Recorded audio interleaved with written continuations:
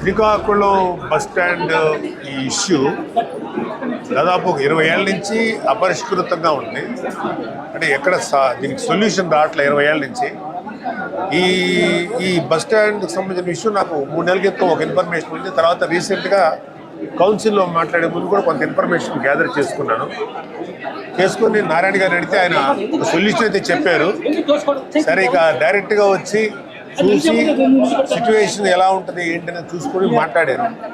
Depot manager గారు మొత్తం మా శ్రీకాకుళం అర్బన్ చైర్మన్ గారు మా మిగతా కార్యకర్తలు అందరూ వచ్చాం. 20 సంవత్సరాల నుంచి పరిష్కారం కాని సమస్య పట్ల ఎలా చేయొచ్చు అనేది ఇది ఇంకొంచెం డీటెయిల్గా ప్రభుత్వం దృష్టికి తీసుకెళ్దామని మేము నిర్ణయించుకున్నాం.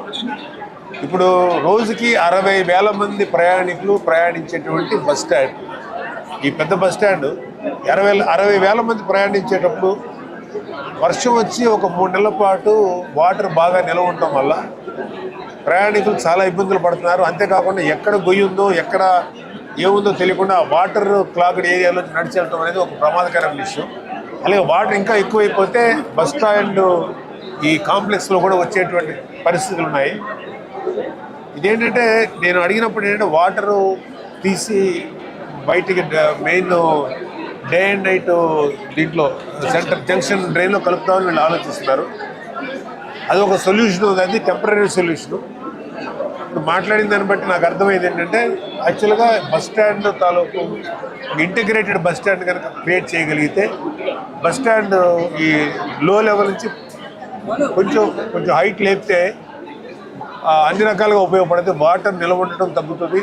అలాగే 25 ఇది ప్లాట్ఫామ్స్ ఉన్నది ఇంచుమించు 40 ప్లాట్ఫామ్స్గా డెవలప్ చేయొచ్చు. అలాగే అలా డెవలప్ అయిన తర్వాత ఈ ఏరియాని కొంచెం ఆర్టీసీ వారికి ఉపయోగపడేలాంటి కమర్షియల్గా కూడా ఇన్కమ్ జనరేటెడ్ ఇదిగా మార్చచ్చు. నేను కొంచెం డీటెయిల్స్ తీసుకుంటున్నాను. నెక్స్ట్ కౌన్సిల్ మీటింగ్లో ఈ ప్రపోజల్ వారి ముందు పెడతాను. ఆర్టీసీ ఏదైతే మన ట్రాన్స్పోర్ట్ మినిస్టర్ గారు ఉన్నారో వారి ముందు పెడతాను. అలాగే దీన్ని కొంచెం పైకి తీసుకెళ్ళి అందరితో మాట్లాడి, అంటే ఇప్పుడు ఆంధ్రప్రదేశ్లో చాలా బస్ స్టాండ్స్ అంటే ఒక లో లెవెల్లో పల్ల ప్రాంతాల్లో ఉన్న ఏరియాలో ఉన్న బస్ స్టాండ్స్ అన్నీ కూడా చాలా వరకు ఇలాంటి సమస్యలోనే, కానీ అన్నిటికన్నా హైయెస్ట్ సమస్య శ్రీకాకుళం బస్ స్టాండ్. సో ముందు దీన్ని సాల్వ్ చేసుకోవాల్సిన బాధ్యత మనందరి మీద ఉంది.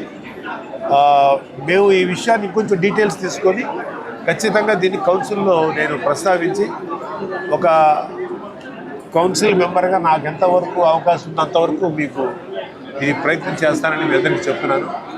థ్యాంక్ యూ అండి. Thank you very much for అది నెంబర్ ఆఫ్ ప్రపోజల్స్ ఉన్నాయండి. పీపీటీలో కానీ లేకపోతే డైరెక్ట్గా ట్రాన్స్పోర్ట్ చేయటం కానీ, అంటే ఇది మెయిన్గా ట్రాన్స్పోర్ట్ డిపార్ట్మెంట్లో ఉంది, ట్రాన్స్పోర్ట్ మినిస్ట్రీలో ఉంది. సో పీపీటీలా కూడా చేయాలని ఒక ప్రపోజల్ ఉంది. అవన్నీ కొంచెం డీటెయిల్గా తీసుకొని మీరు ముందుకు తీసుకెళ్తాం. పీపీటీ కూడా అసలు మంచి ఐడియా, అది కూడా మేము ప్లాన్ చేసాం.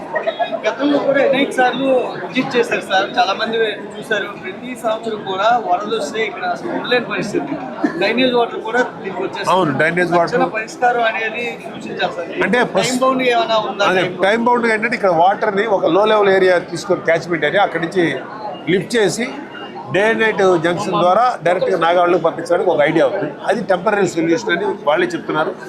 మన నారాయణ గారు కూడా అదే మాట చెప్పారు. అయితే దానికంట బెటర్ సొల్యూషను, చేయగలిగే సొల్యూషన్ అంటే ఇంటిగ్రేటెడ్ బస్ స్టాండ్. అది కొంచెం ఖర్చుతో కూడుకున్న పని అయినా అది చేయాల్సిన అవసరం ఉంది. ఈ మధ్యకాలంలో మన సీఎం గారు చంద్రబాబు నాయుడు గారు కానీ, డిప్యూటీ సీఎం పవన్ కళ్యాణ్ గారు కానీ ఇలాంటి పెద్దవాళ్ళందరూ కూడా స్త్రీ శక్తి అని చెప్పి పెట్టి ఎక్కువ మంది మహిళలకు అవకాశం ఇచ్చారు, ఫ్రీ బస్సు ట్రావెల్. దానివల్ల ట్రాఫిక్ ఇంకా పెరిగిపోవడం వల్ల ఇబ్బందులు ఇంకా పెరుగుతున్నాయి. ముందు వాళ్ళు చేస్తున్నటువంటి మంచి పనికి ఇలాంటి బస్ స్టాండ్స్ కొంచెం బెటర్గా చేయగలిగితే, ఏదైతే ఈ స్త్రీ శక్తి అనేటువంటి కాన్సెప్ట్ తీసుకొచ్చి మహిళలకి ప్రాధాన్యత ఇస్తున్నారో అది ఇంకొంచెం సమర్థవంతంగా చేయడానికి ఉపయోగపడుతుందని నా ఉద్దేశం.